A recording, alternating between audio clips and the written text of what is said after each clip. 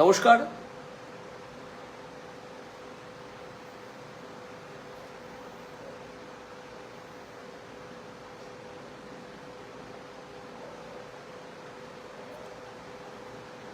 Proper audio আসছে কিনা একটু যদি সবাই জানান তাহলে খুব ভালো হয়।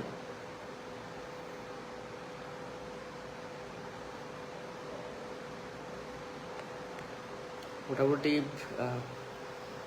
লেখা দেখেই বুঝতে পেরেছেন কি নিয়ে গল্প করবো বা আড্ডা দেবো। আমি নিজেই চেক করে নিই।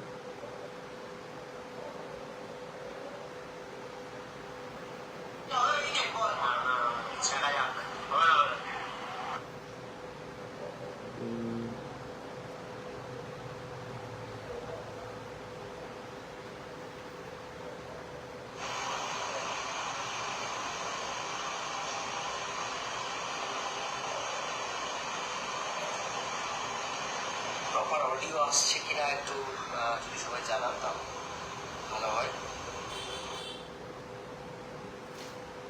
তো মোটামুটি ফেসবুক লাইভে খুব একটা আসি না, অনেক আগে আসতাম, তারপর আর আসা হয় না। টুকটাক নিজের কাজের বিভিন্ন ক্লিপিংস, খবর সংক্রান্ত বিষয় বা পোস্ট করে থাকি, কিন্তু সেইভাবে লাইভে অ্যাক্টিভলি আসা হয় না। তো আজকে হঠাৎই মনে হলো একটু গল্পগুজব করা যেতেই পারে আপনাদের সাথে। একে তো রবিবার, যদিও ছুটি ছিল না, অফিসে যেতেই হয়েছিল।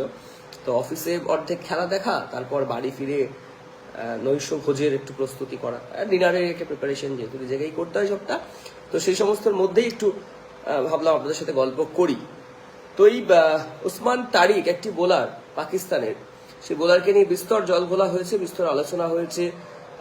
পাকিস্তানের ক্যাপ্টেন সালমান আলী আঘা তিনি সাংবাদিক বৈঠক থেকে দাবি করছেন যে আইসিসি নাকি তাকে অ্যাকশন ক্লিয়ারেন্স সার্টিফিকেট বা তার অ্যাকশন ক্লিয়ার রয়েছে এরকম কিছু একটা দিয়েছে। এখনো পর্যন্ত আইসিসির তরফ থেকে অফিসিয়াল কোনো প্রেস রিলিজও পাওয়া যায়নি বা কোনো স্টেটমেন্টও এখনো দেখিনি। কারণ আইসিসি খুব সচেতন একটা ক্রিকেট বোর্ড বা ক্রিকেট কন্ট্রোল সংস্থা। বোর্ড বলাটা ভুল, মাফ করবেন।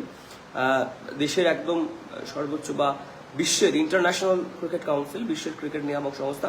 তো তারা যদি এই ধরনের কোনো কাজ করে তাহলে তার নিশ্চয়ই একটা স্টেটমেন্ট বা প্রেস রিলিজ কিছু হয়তো একটা থাকবে, আশা করা যায়। তো দেখলাম না, সেরকম কিছুই নেই।